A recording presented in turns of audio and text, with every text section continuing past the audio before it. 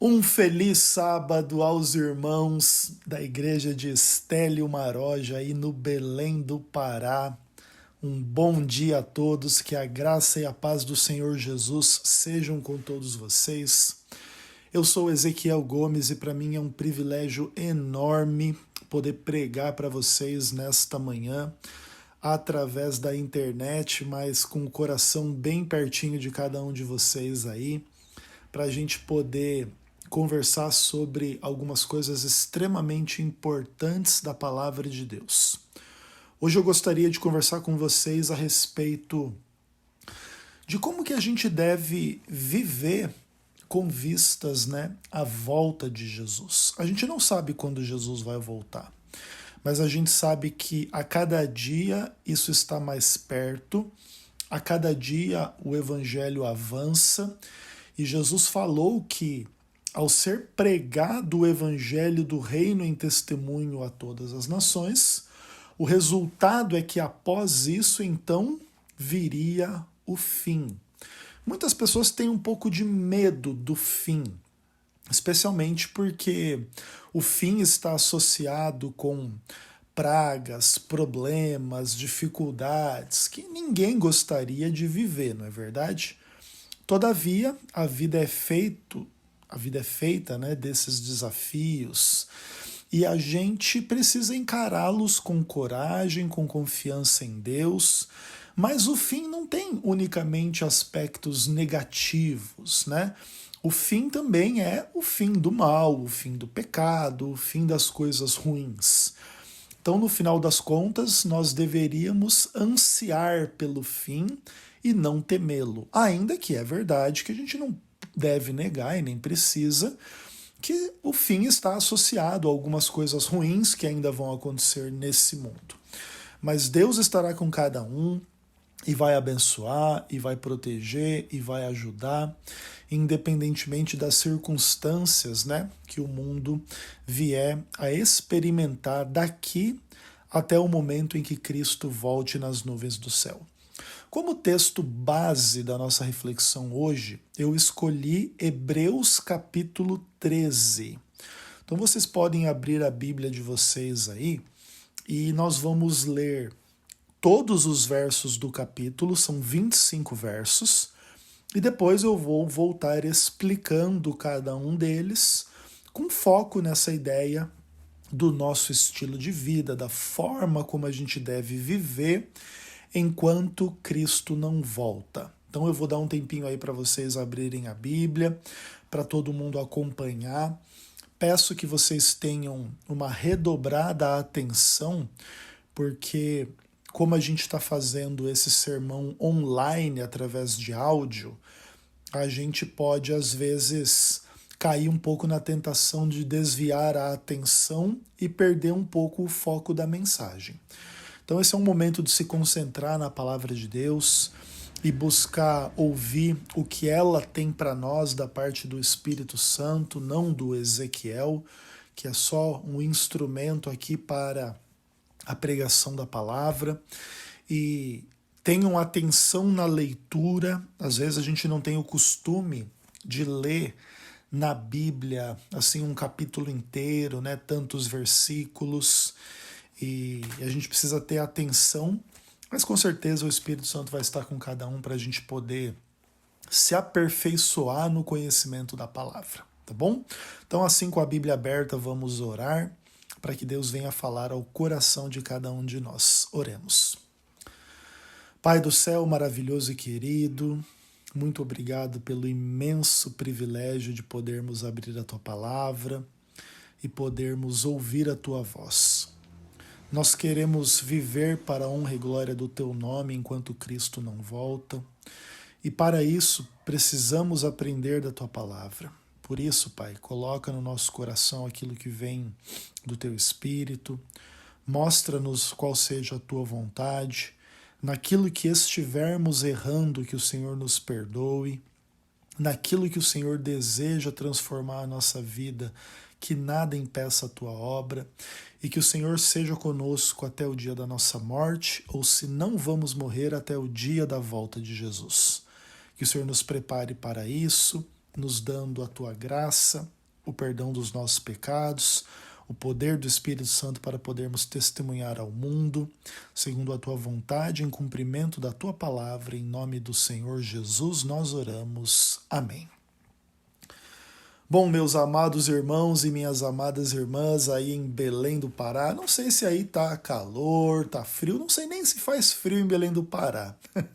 Eu realmente nunca fui para Belém, mas sei que é uma região quente, né, um pouco mais úmida. Aqui em Jundiaí, onde eu estou, está um pouco friozinho, né? Mas pela graça de Deus aí a gente vai aquecendo o coração com a palavra, né? Então, Hebreus capítulo 13, a partir do verso 1, nós vamos ler até o verso 25, a palavra de Deus diz o seguinte: seja constante o amor fraternal, não negligencieis a hospitalidade, pois alguns praticando-a, sem saber, acolheram anjos.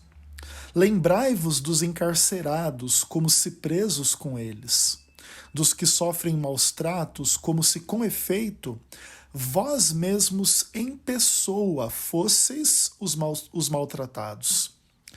Digno de honra entre todos seja o casamento, bem como o leito sem mácula, porque Deus julgará os impuros e adúlteros. Seja a vossa vida sem avareza. Contentai-vos com as coisas que tendes, porque ele tem dito: de maneira alguma te deixarei, nunca, jamais te abandonarei. Assim, afirmemos confiantemente: o Senhor é o meu auxílio, não temerei. Que me poderá fazer o homem? Lembrai-vos dos vossos guias, os quais vos pregaram a palavra de Deus. E considerando atentamente o fim da sua vida, imitai a fé que tiveram. Jesus Cristo, ontem e hoje, é o mesmo, e o será para sempre. Não vos deixeis envolver por doutrinas várias e estranhas, porquanto o que vale é estar o coração confirmado com graça, e não com alimento, pois nunca tiveram proveito os que com isto se preocuparam. Possuímos um altar do qual não têm direito de comer os que ministram no tabernáculo, pois aqueles animais cujo sangue é trazido para dentro do Santo dos Santos, pelo sumo sacerdote, como oblação pelo pecado, têm o corpo queimado fora do acampamento. Por isso foi que também Jesus, para santificar o povo pelo seu próprio sangue, sofreu fora da porta. Saiamos, pois, a ele, fora do arraial, levando o seu vitupério. Na verdade, não temos aqui uma cidade permanente, mas buscamos a que há de vir.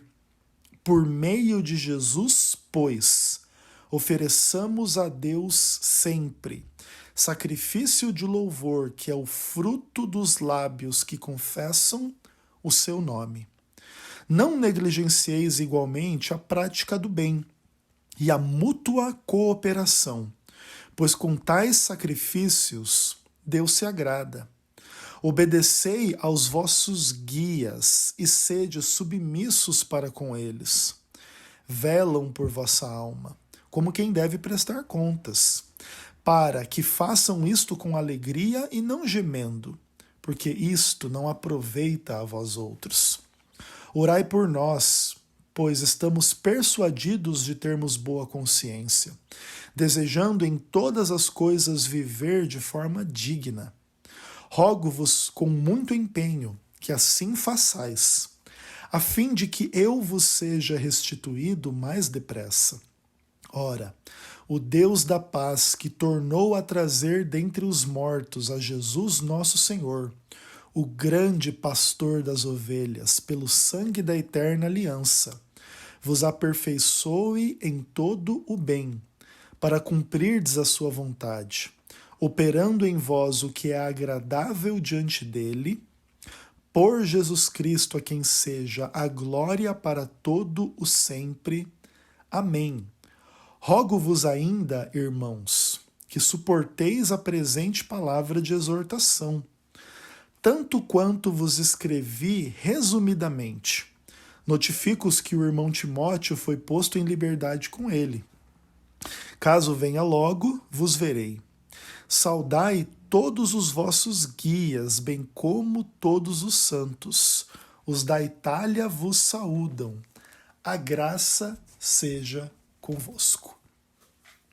Bom, eu vou começar comentando um pouquinho algumas partes finais aqui de Hebreus, onde ele fala para a gente suportar essa palavra de exortação que ele escreveu resumidamente, para falar um pouco assim sobre a carta aos Hebreus de uma forma geral, como forma de introdução, ok?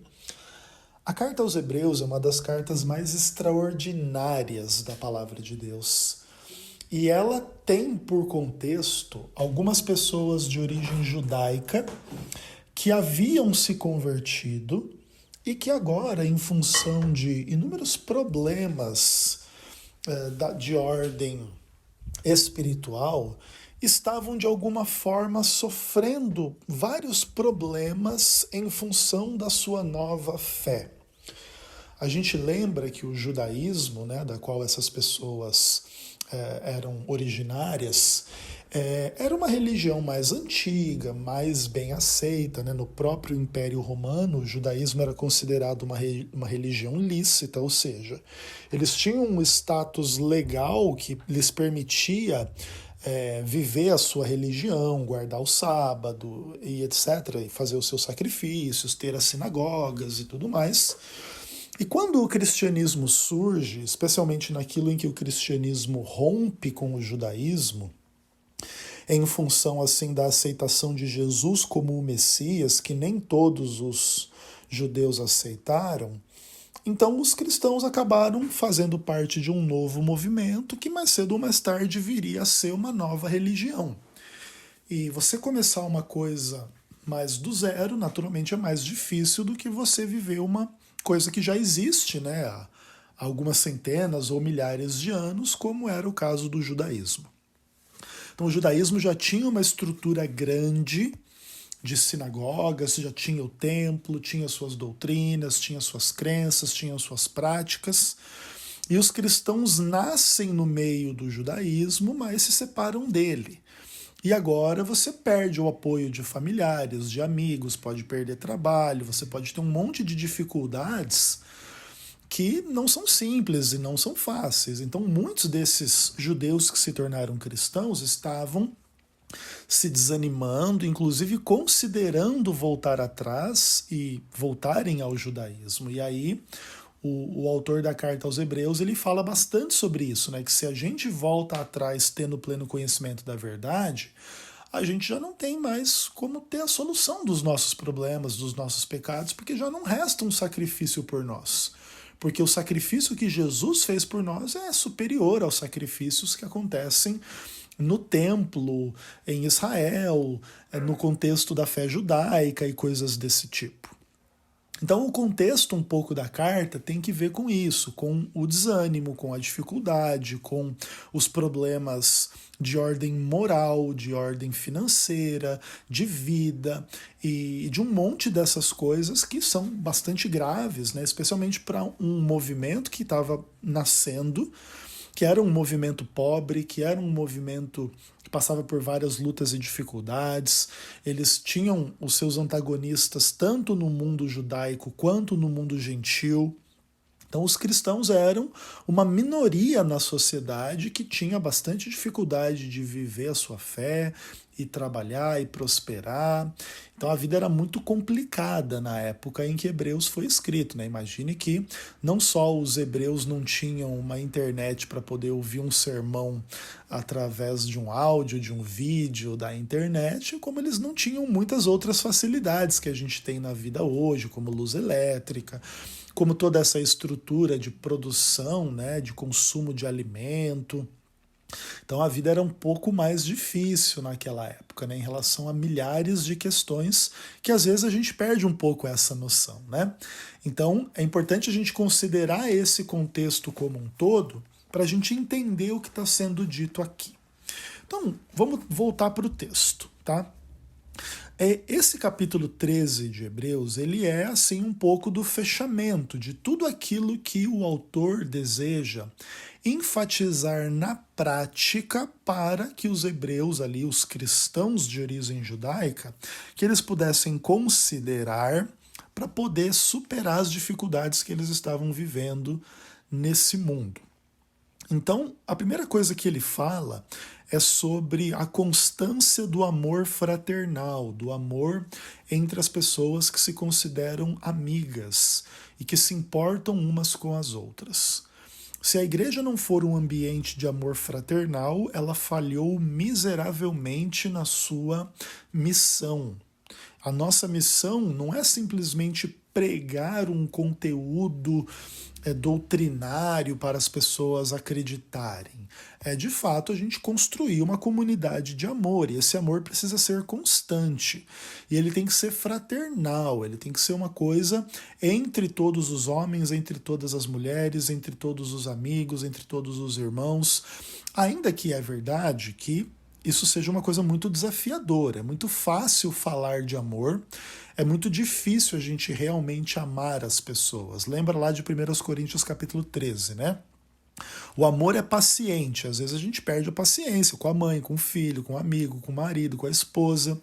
E se a gente perde a paciência e a gente falha em amar até as pessoas mais íntimas, imagine os irmãos da igreja. A gente falha, a gente não é perfeito. Mas esse ideal do amor fraternal deve estar sempre diante de nós, na nossa comunidade, não só aqui em Estélio Maroja, mas em todos os lugares onde se invoca o nome do Senhor. É bastante importante que a gente coloque isso sempre diante de nós. Aí ele fala de uma outra característica, né? Que está dentro dessa característica do amor fraternal, que é a hospitalidade. Aí ele evoca, inclusive, né, aquela cena bem complicada lá de Gênesis, quando os anjos chegam para destruir Sodoma e Gomorra. E Ló recebe os anjos ali na sua casa, e ele age com hospitalidade. Ló não sabia, né, que ali estava se tratando de anjos, e ele simplesmente pegou duas pessoas que ele achava que poderiam ser abusadas e sofrer alguns problemas lá na praça da cidade em Sodoma, e ele recebe essas pessoas na sua casa. Então também é importante a gente aprender a, no contexto do amor, recebermos uns aos outros, e recebermos não por obrigação e reclamando e achando ruim, mas recebermos, aprendermos a almoçar juntos, a conversarmos juntos, a nos encontrarmos em momentos de confraternização, de conversa, de oração, de dividir as preocupações do dia a dia. Então essa é uma coisa importante para a gente construir essa comunidade de amor. Como é que a gente vai se amar se a gente não se conhece, se a gente não se suporta, se a gente não conversa, se a gente não recebe uns aos outros? Fica difícil, não é verdade? Aí ele fala assim para a gente lembrar das pessoas que estão passando por prisão e maus tratos, né? Que é uma coisa que facilmente a gente esquece, a não ser que tenha uma pessoa muito importante para nós, assim, que esteja presa ou que esteja passando por problemas assim de, sei lá, escravidão, maus tratos físicos, que era uma coisa um pouco mais comum no passado, mas que não deixa de existir hoje, né? Então, lembrar das pessoas que estão sendo maltratadas, estão sendo, de alguma maneira, sofrendo violência doméstica, estão encarceradas, estão nas prisões onde também existe violência, que são coisas assim que machucam muito, assim, que são muito anticristãs, que fazem a gente sofrer não só fisicamente, mas psicologicamente. E a gente deve lembrar das pessoas que estão sofrendo por isso e ter empatia por elas e amá-las e tentar aliviar o sofrimento delas. Isso é bastante importante.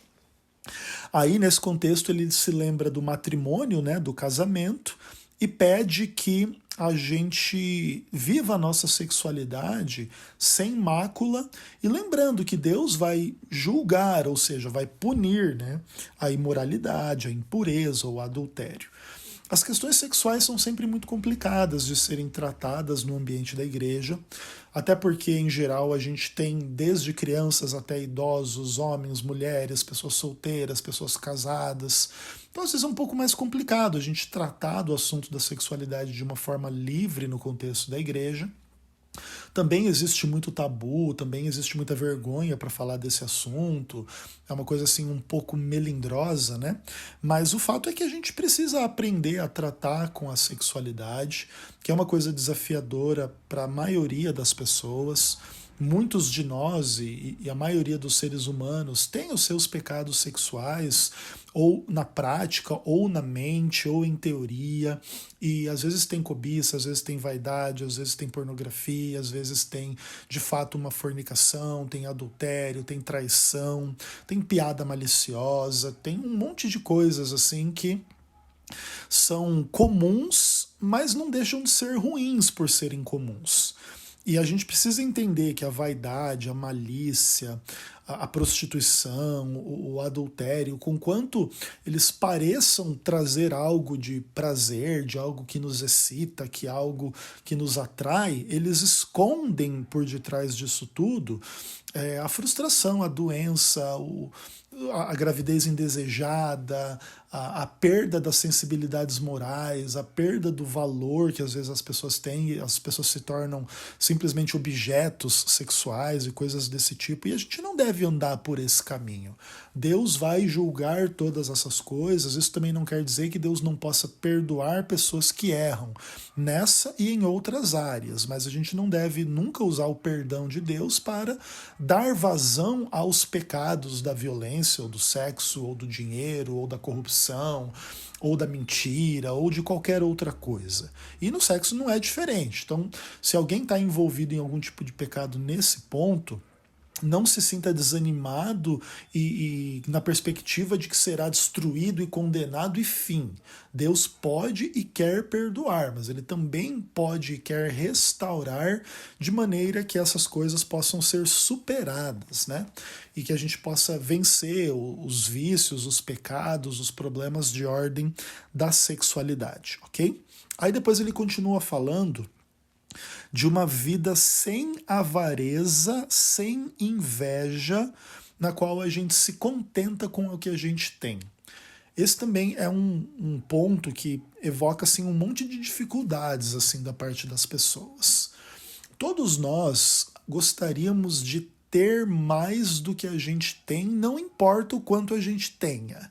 Acho que mesmo as pessoas ricas, elas continuam às vezes trabalhando para ter mais dinheiro, mais isso, mais aquilo. Às vezes também não é só pelo dinheiro, né? É pelo status, pela fama, pela glória de ser reconhecido no mundo como alguém importante, sei lá o quê. Então, essa vida assim de correr atrás das coisas, às vezes ela é a vida assim, por exemplo, de quem de fato tem necessidades e precisa correr atrás das necessidades, mas às vezes também é uma vida assim de avareza, de cobiça, de pessoas que não se contentam com o que têm, estão sempre satisfeitas e sempre querem ter mais e ficam medindo umas às outras, e aí se o vizinho tem algo melhor que ele, aí gera um problema, a pessoa fica triste, fica com raiva, não consegue tirar aquilo da cabeça e etc. Então são muitas realidades muito diferentes. O ponto aqui não é que você não deve trabalhar, que você não deve almejar ganhar o seu sustento, inclusive pode até almejar ganhar bem, ganhar melhor, poder até mesmo ajudar os familiares, os irmãos, os amigos, ou causas sociais, ou a igreja, ou o que quer que seja, tá? E tudo isso é legítimo e lícito, mas isso não pode debandar para uma vida das pessoas que colocam o dinheiro acima de tudo e que ficam se medindo em função do quanto dinheiro tem ou não tem. A vida é mais do que isso. E a gente pode e deve viver uma vida de contentamento com o que a gente tem, mesmo tendo pouco, porque Deus não falta. E se Deus não falta, a gente tem tudo o que precisa. E Ele não nos abandona, Ele não nos deixa, mesmo quando o dinheiro aperta. A gente às vezes não sabe como vai resolver as demandas, as necessidades de casa, de carro, de família, de saúde, de um monte de coisa, de alimento. Tem um monte de pessoas passando por todo tipo de dificuldade. Mas lembra que na nossa angústia, diz a palavra de Deus, que Deus foi angustiado. Então Ele sofre com a gente, tudo o que a gente sofre. Então Ele não nos abandona, e isso é muito bom da gente saber. E Deus está com a gente. Se Deus está com a gente não deve temer as pessoas e nem invejar as pessoas e nem nos tornar insatisfeitos com a nossa própria vida porque outras pessoas têm algo mais do que a gente ou têm algo que a gente gostaria de ter e não tem. Todo tipo de avareza, de inveja, são coisas assim que a gente deve entender que também são normais no contexto do pecado, mas não deixam de ser pecado por serem normais. Então é importante a gente amadurecer e superar qualquer sentimento de comparação via o que tem e o que não tem, e inveja, e achar que a gente quer ter uma vida fácil, onde o dinheiro vem de forma fácil, e não existe dinheiro fácil em lugar nenhum. Então a gente precisa amadurecer na nossa relação com as questões financeiras, e aqui é a dica, né, do autor da carta aos Hebreus para nós, né, para a gente poder glorificar a Deus na nossa vida enquanto Cristo não volta. Né? Aí ele fala assim para a gente lembrar dos líderes que nos pregaram a palavra de Deus e para a gente imitar a fé dessas pessoas que foram fiéis até o fim da nossa vida também. Então aqui nesse caso, por exemplo, Hebreus foi escrito num contexto onde talvez alguns dos primeiros apóstolos de Jesus já tinham morrido e eles tinham permanecido na fé até o fim. Então essas pessoas, elas tinham que colocar esses líderes como exemplo. Né? Deixa eu tomar uma aguinha aqui.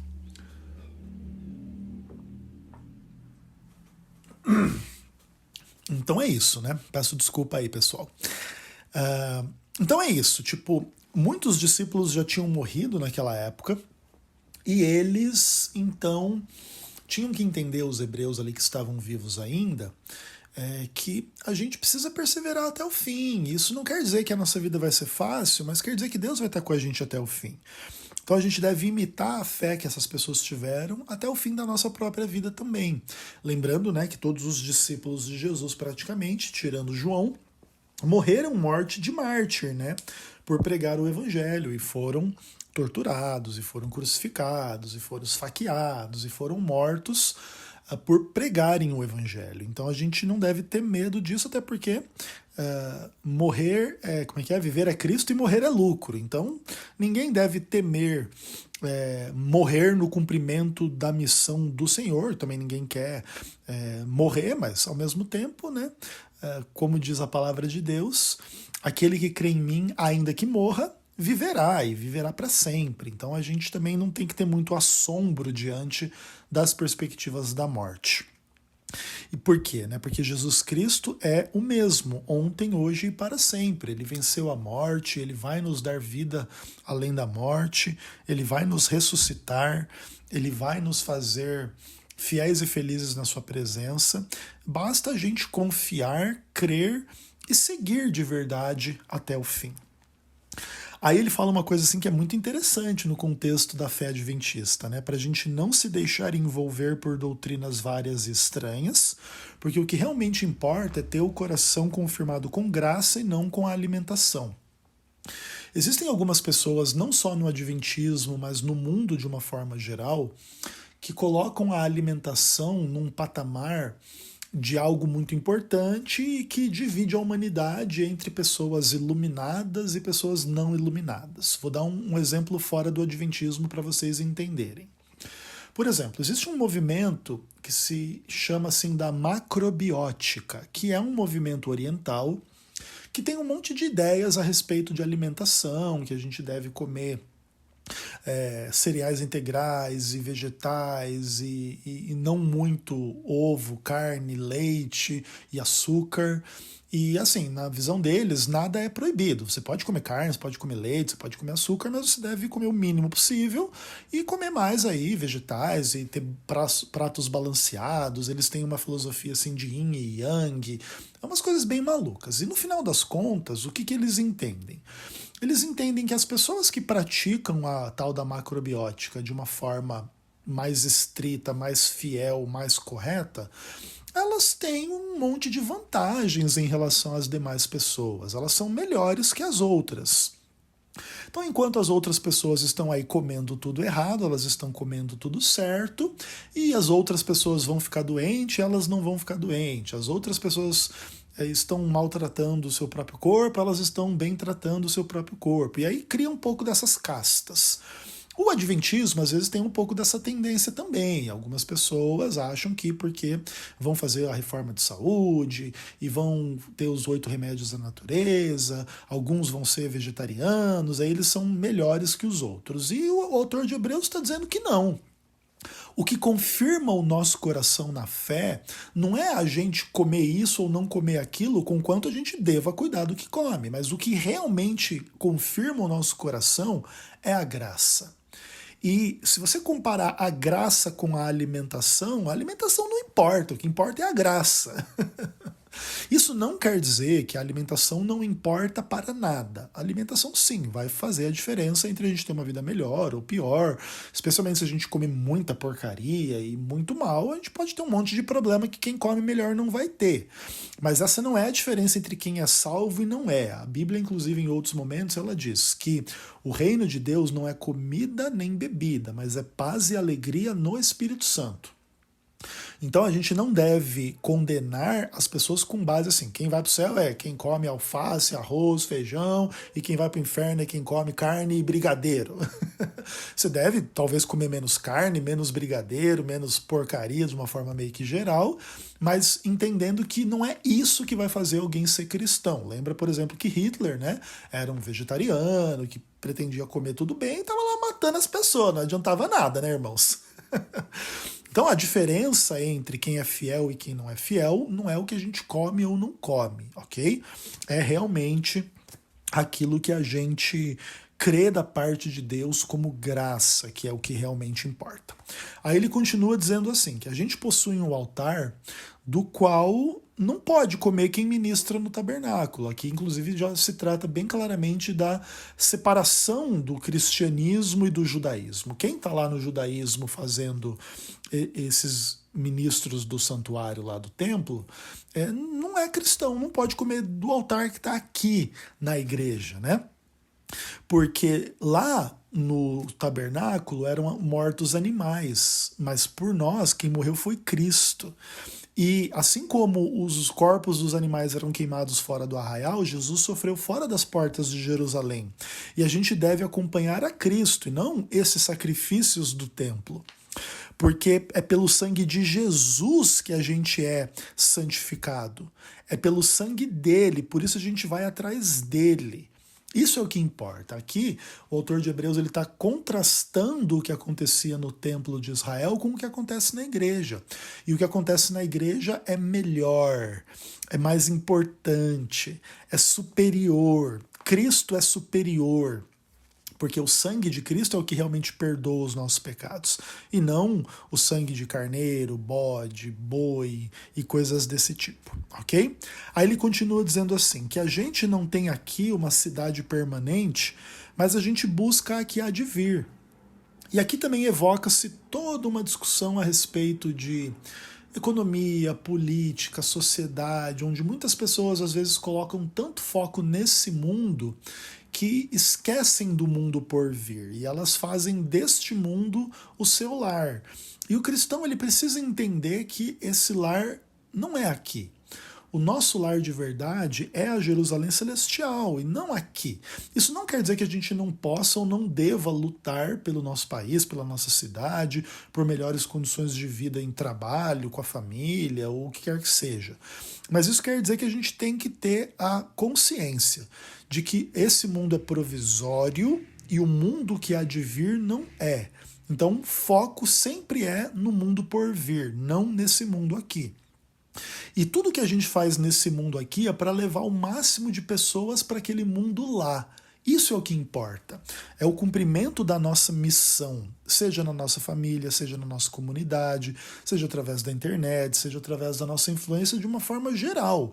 O objetivo é que as pessoas conheçam a Cristo, glorifiquem a Cristo, aceitem a Cristo, sigam a Cristo e perseverem em segui-lo até o fim para encontrarem Jesus quando ele retornar, né? Isso é o que importa, o resto é resto. Aí, ele fala aqui, né? Por meio de Jesus, então, a gente deve oferecer a Deus o sacrifício do louvor, que é confessar o nome dele. Essa é a missão da igreja, é cantar, pregar, viver, ensinar, encarnar essa comunidade de amor e que seja uma comunidade não focada em dinheiro, em sexo, em política, em coisas desse mundo, mas de fato transcender essas coisas e fazer todas essas coisas servirem ao propósito maior da nossa felicidade e da nossa salvação, que é o que importa, né? E por isso a gente deve evitar o pecado, porque o pecado não vai trazer a felicidade nem a salvação. Nem pecado de sexo, nem de dinheiro, nem de violência, nem de política, nem de nada. Tudo isso só vai conduzir a gente à perdição. Por isso a gente deve sempre focar a nossa comunidade num caminho diferente do caminho da maioria, do caminho daquele que é violento, que é agressivo, que é maldoso, que é corrupto, que é sensual, que é maldoso, que é malicioso e tudo mais, ok? Aí ele fala para a gente obedecer os líderes e ser submisso para com eles, aqueles que velam pela nossa alma, porque eles vão prestar contas e eles devem fazer isso com alegria e não assim reclamando, porque reclamação não vai adiantar em nada. O contexto assim da liderança da igreja é um contexto sempre bastante complicado também, porque a gente precisa entender que os líderes da igreja, eles não estão acima dos liderados. E como existem dificuldades, problemas e pecados entre os liderados, também existem entre os líderes. Os líderes que de fato merecem honra, obediência e submissão são aqueles que velam pela alma do povo, não aqueles que arrancam a carne do povo. E, naturalmente, é muito complicado a gente se colocar no lugar de julgar quem quer que seja e os líderes também. O que a gente pode dizer com toda certeza é que existem coisas que são certas, existem coisas que são erradas, certo? Pela base da própria palavra de Deus. Então, os líderes que agem de forma correta merecem toda a honra e submissão, e os líderes que agem de forma errada merecem a repreensão para que, inclusive, eles também se arrependam e não andem no caminho da perdição. Então, se tem um líder da igreja que está adulterando, que está mentindo, que está roubando, que está não sendo hospitaleiro, não tem amor, não tem misericórdia, vive uma vida de aparência e etc., essa pessoa ela deve ser repreendida como qualquer outro membro, deve ser denunciada como qualquer outro membro, e deve ser apresentado a ela Cristo para o perdão desses pecados desse líder como a qualquer outra pessoa. E todos nós podemos e devemos aceitar a Cristo para o perdão dos nossos pecados, mas nunca para justificar o pecado. Já que eu tenho Cristo, eu posso então adulterar, roubar, matar, desviar o dinheiro da igreja e coisas desse tipo. Não, você não pode. Então a gente deve sim ser submisso, leal e fiel aos nossos líderes, desde que eles sejam fiéis a Deus, porque senão também vira uma aliança corrupta, né? Então o líder é infiel e eu tenho que ser submisso a esse líder infiel. Então, e se esse líder infiel mandar eu encobrir um caso extraconjugal que ele esteja tendo? Isso é pecado. Se o líder infiel dizer assim, irmão, separa o valor do dízimo ali, deixa um pouquinho para a igreja e o resto eu vou roubar, você me ajuda? Não, ninguém pode aceitar participar de nada disso. Por quê? Porque a gente deve ter o quê? Uma boa consciência diante de Deus, como fala aqui o verso 18. O autor da carta aos Hebreus, provavelmente Paulo, fala: a gente tem boa consciência, por isso a gente quer viver de forma digna, não de forma indigna. Isso é muito importante. E aí ele fala assim: por isso eu rogo que vocês orem por nós. Então, orar pela liderança da igreja, orar para que eles sejam fiéis e a gente também buscar encarnar essas mesmas coisas que a gente quer ver na liderança da igreja. Você quer na liderança da igreja pessoas que amam, que perdoam, que são fiéis, que se arrependam dos seus pecados? Então, coloque isso como ideal da sua vida. Se arrependa dos seus pecados, ore, ame, confie, perdoe e tudo mais. E aí, partindo para o final, ele diz: e o Deus da paz, que trouxe a Jesus de volta dentre os mortos, o grande pastor das ovelhas pelo sangue da eterna aliança, vos aperfeiçoe em todo o bem. Esse Deus que a gente serve é um Deus que nos dá paz, é o Deus que ressuscitou Cristo dentre os mortos para a nossa salvação, e ele fez o derramamento do sangue de uma aliança eterna, que é a aliança que nos faz estarmos aqui hoje servindo a Deus. E assim a gente é aperfeiçoado no bem, e assim a gente segue cumprindo a sua vontade. E isso é maravilhoso, isso é agradável. E assim, por Jesus Cristo, vem a glória para Deus para todos sempre. E vocês, meus amados irmãos em Estélio Maroja, estão vivendo desta forma para a honra e glória de Deus com vistas ao retorno de Cristo? Estão falhando? Estão falhando em algum ponto de hospitalidade, de amor, de fé, de obediência? Está tendo dificuldade com dinheiro, com sexo, com violência, com alguma maldade, com falta de amor, com falta de harmonia e amizade, falta do cumprimento da missão? Como que tá? Eu não sei como que tá. E cada um sabe de si. E o ponto aqui não é apontar o dedo para ninguém, mas o ponto é, naquilo que a palavra de Deus exortou a gente essa manhã, vamos colocar a mão na consciência e vamos buscar o arrependimento do que está errado e o fortalecimento do que está certo, para a gente poder viver para a honra e glória do nome do Senhor.